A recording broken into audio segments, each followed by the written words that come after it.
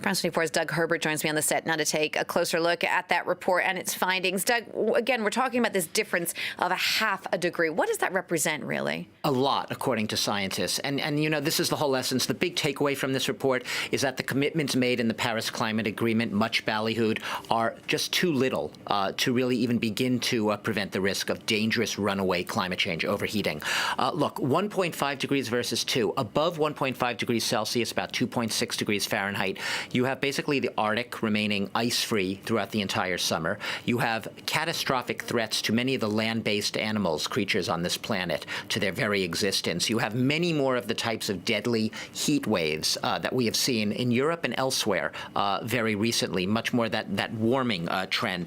Beyond that, what about the ecosystems? Coral reefs will die much less quickly at 1.5 degrees. You know, scientists say 1.5 degrees Celsius warming is still no picnic, Jeannie. It's still very dangerous warming, but it's far better, that half-degree difference from 2 degrees.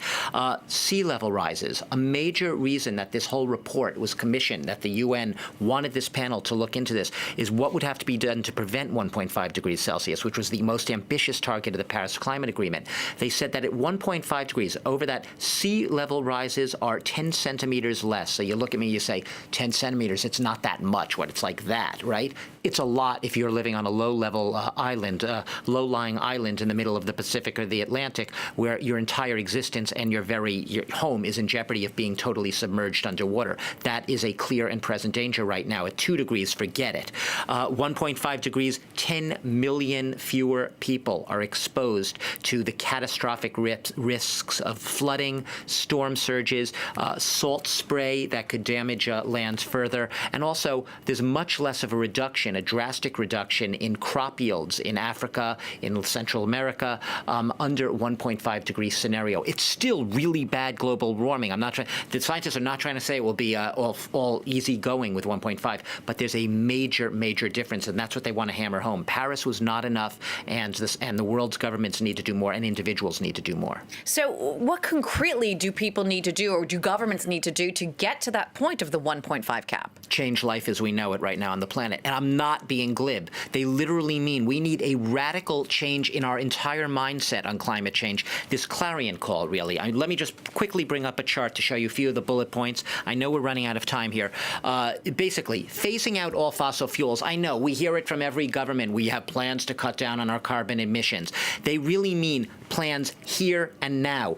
The UN Secretary General Antonio Guterres, he said in recent months that beyond 2020, we're 2 years out, less than 2 years out from that, there is a real risk of runaway climate change. It's what you call the point of no return, when you just have so many greenhouse gases building up in the environment that no matter what you do, climate change, it's too little too late to do anything. There's still time. Phasing out fossil fuels, one more time, ending all emissions from cars, trucks, and airplanes. I'll say that again, ending all emissions, carbon emissions from cars, trucks, and airplanes. You're saying, yeah, I know. You shake your head. How's that going to happen? You know, we've talked about California, states like California, where they have very ambitious plans, electric cars, zero carbon, net carbon, zero emissions. But that's what you have to do. That was the original terms of the Paris Agreement there.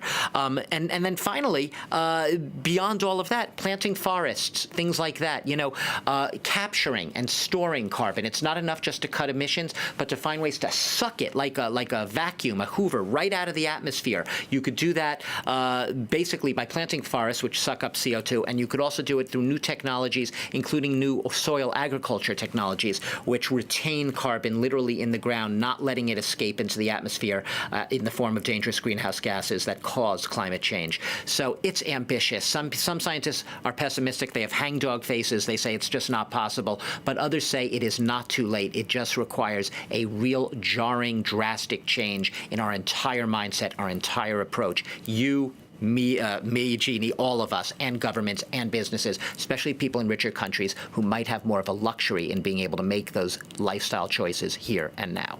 Doug, thanks for that. France 24's Doug Herbert.